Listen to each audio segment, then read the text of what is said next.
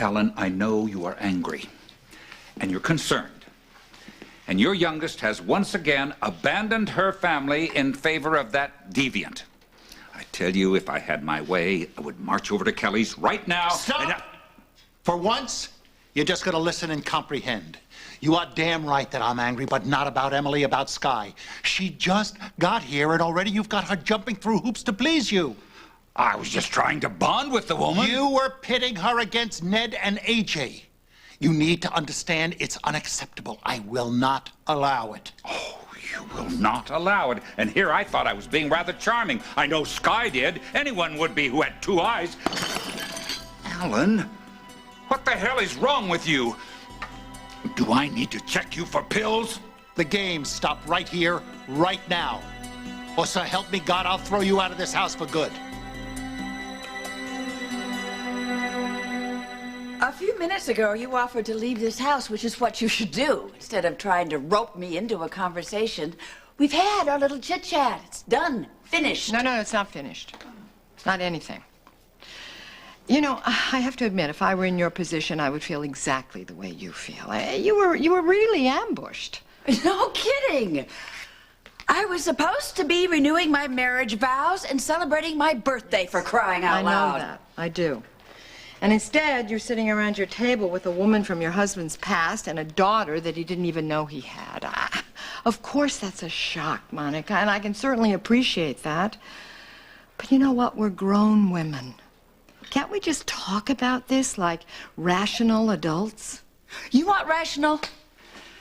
Then take yourself and your psychotic daughter and take the first plane out of this town. No, we're going to have this little chat, whether you like it or not. Now, it can be nice, or it can be nasty. It's your choice. So, I see you've already made up your mind. I had you figured out the minute I laid eyes on you last spring. It was so clear you were after Alan. Oh, God, Monica, come on. Lose the paranoia. I'm only here for my daughter. Ah, the daughter that was magically unearthed or invented when it was obvious Alan wasn't as available as you had hoped. The daughter that can't stand the sight of you, that despises you. What did you do to get her to take part in your little scheme? Offer her a share of the profits? You really are insane, you know that? And you're persistent, I'll give you that. It took a year, but you managed to come up with a strategy to lure... Sky is not a strategy. Oh. She's a grown woman, and she is Alan's daughter. Now, you can think anything you want of me. You can go on acting like a maniac. I don't really care. But don't put your misplaced rage onto Sky. I don't think you are in any position to make demands. Oh, I think I'm in the best position in this room. I am her mother. Now, come on, Monica. You're a mother. You know what lengths a mother will go to protect a child. Whether the child wants it or not, apparently. I will do anything to defend Sky. You hurt her, believe me, you'll regret it. Okay, now it's my turn. Okay. You so much as even think about making a move on Alan, and you will rue the day you ever came back here. You know, I do have very fond memories of Alan. But as far as wanting him, oh, Monica, here. See? This is the man that I'm involved with. He's waiting for me back in Landview. I don't really know what it is you want me to say beyond that. Did the picture come with the wallet? Or are you cradle robbing, along with everything else? I am very secure and very fulfilled, and I guess it's pretty clear that I'm the only one in this room who is. Now, as far as having designs on Alan, that is only in your warped little mind. I can see that this entire evening has been much too stressful for you, Alan, so I suggest that you try to find your wife, and if she is still speaking to you, you can take your hysterical self to bed. No, I'll tell you what's been too much. It's been too much watching you bait Sky, watching you dangle the golden wand in front of her face and begging her to take it. Oh, please. You are using Sky for your own purposes the same way that you did with AJ. You gain her trust, you exploit her, you destroy her. She's vulnerable. She may not look it or sound it, but she is. For God's sake, her whole life has been a lie. Because of you? That's right. Because of me, because I let her mother down. This self-pity just does not suit you, Alan. Listen to me, Father. Ray was pregnant. I was terrified. I was so easily influenced. Shut up, Alan. I'm so ashamed of the way I behave. Stop making excuses. But what about you? What is your excuse, Father? Where was your guidance? Why didn't you encourage me to show responsibility? Why didn't you show me what it was really like to be a man instead of pressuring me into abandoning Ray and my child? Spare me this revisionist history. It is maudlin, and it is conventional, and it is totally untrue. It could have been about money, could it? Because we had more than enough then. Do you have any idea of the damage that you have done to lives, to mine, to Ray's, but especially to Sky's? So now you are blaming me. You're not taking sole credit, but you bet I am.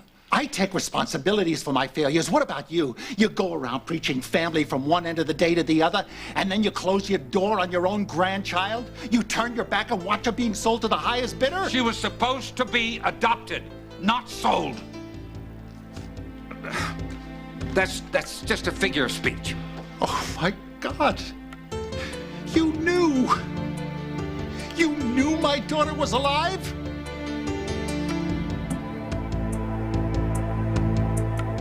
What kind of human being could sell his grandchild and let her parents think that she was dead? Who could do that? I did what I thought was right at the time. I didn't think I had a single delusion left about you. Not after all this time. But to barter an infant, to rob my daughter of her birthright? My God, you ripped the baby right out of her mother's arms! I didn't barter anybody. I arranged for her to be adopted by very well-to-do people. I was assured that. And as far as ripping the baby from his mother's arms, the mother of which you speak was much too young to parent anyone. And Ray's parents agreed with me. They thought it would be much better for the child to be placed with people who were mature and settled and stable. And you were just a boy yourself. You certainly weren't capable of fatherhood, and your parenting skills are deficient even today. You lousy, lying son of a bitch.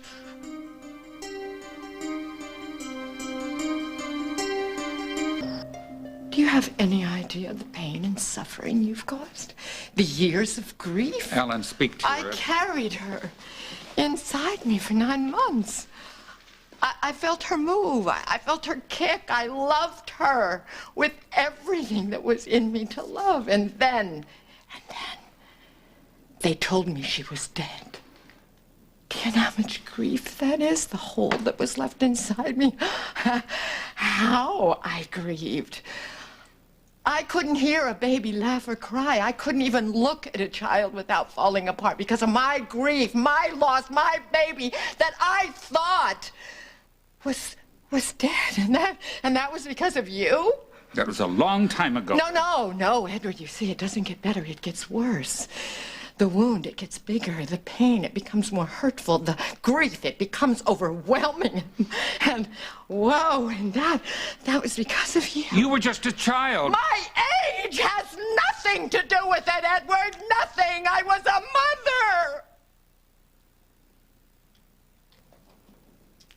mother.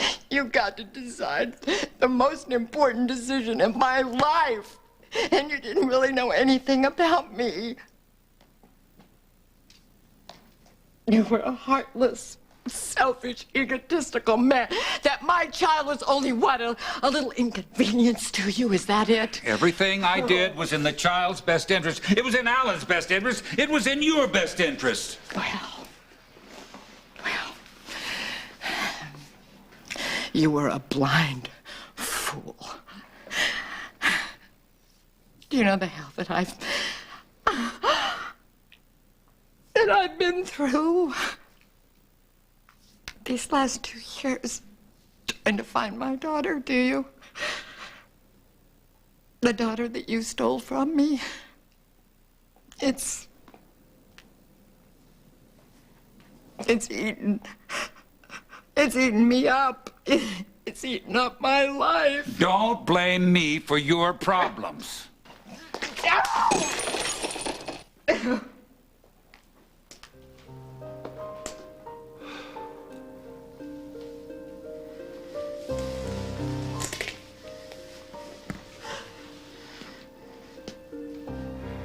Ray, do you have anything else you want to say to my father?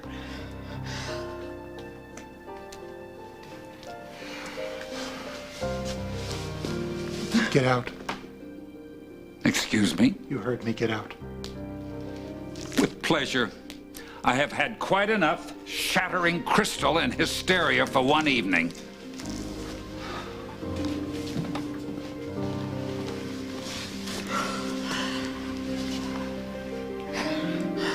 I'm so sorry, Ray. I didn't know.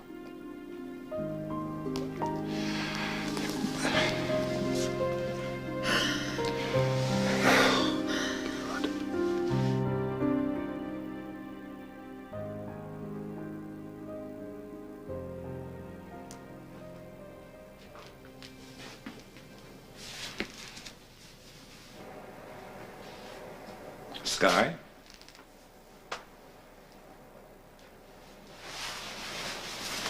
Are you all right, dear? Just fine. No, you aren't. You're distressed. I'm sorry. I'm just so confused, so lost. I don't know what's happening. No one does, it seems, and no one cares. I care. Yes, you do seem to be the only one in this family with a heart.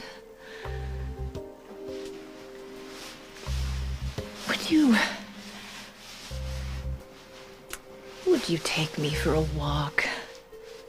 To clear my head. It just seems like such a beautiful night out there.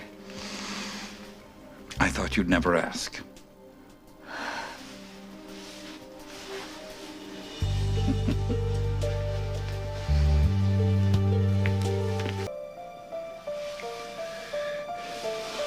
Ray, I know you've been through hell and there's nothing I can do to make it up to you. Or to Sky. But I promise you I will do everything I can from now on to protect her.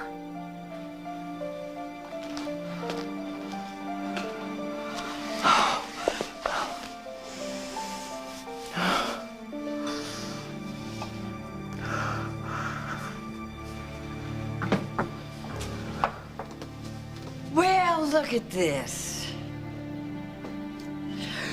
So much for that man waiting for you back at Landview. And so much for you not being after my husband.